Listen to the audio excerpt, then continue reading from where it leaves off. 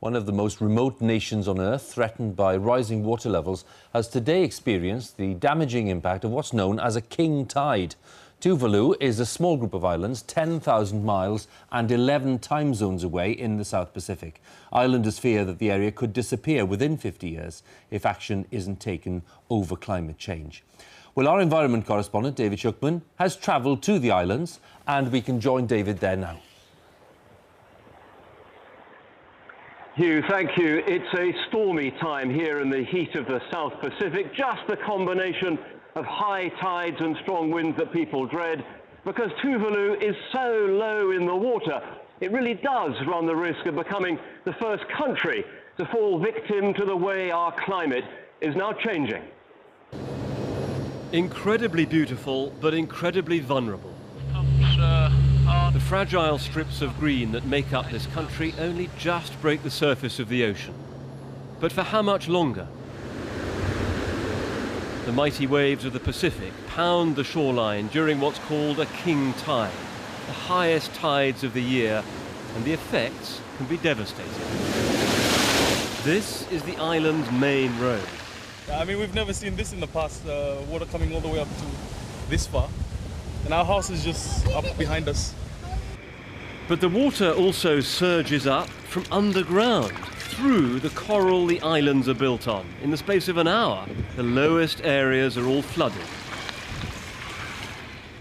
Everyone feels the impact. This priest steps carefully through the waters on his way to conduct a funeral. The higher the king tides get, the harder it is to keep things going here. So can you grow anything here? No. Because it's too salty? Yeah, too salty. Okay. The seawater is poisoning the soil and people are nervous.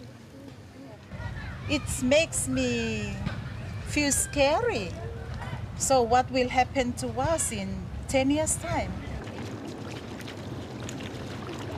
This isn't like other floods that I've covered with a single catastrophic event. Instead, it's a creeping process with this seawater flowing up into the heart of these islands and slowly, but effectively, killing them off.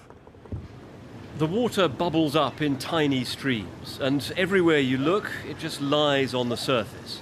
And the problem is getting worse. At the harbour, the rising swell is monitored by an Australian system. The measurements go back 15 years. And at the local Met Office, they say the king tides are getting higher, a trend forecast to continue. In prediction, the next 5 to 10 years, the king tide is getting worse and it's getting higher than normal. Then most of the coastal areas would be washed out. The implications are alarming. A typical high tide reaches about 2.5 metres. A king tide like now can be more than 3.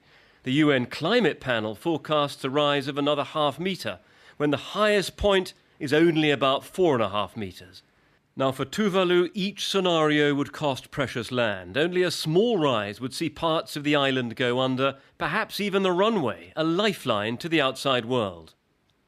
How long have you got? Not more than 50 years. In fact, some of the islands have already disappeared. Please help us. You cause climate change. You know, the polluter pays principle must apply. You must set up a global fund to which these islands can come and tap into to build their resilience, to build their capacity, their education, technology, and all that, and restore what the damage has been done.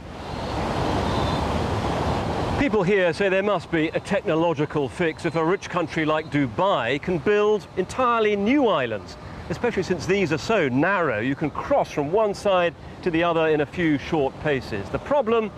They're founded on coral, which is porous. Saving these islands will cost a fortune. For the children of Tuvalu, the floods are fun. But for them to lead their lives on these islands will require massive international support.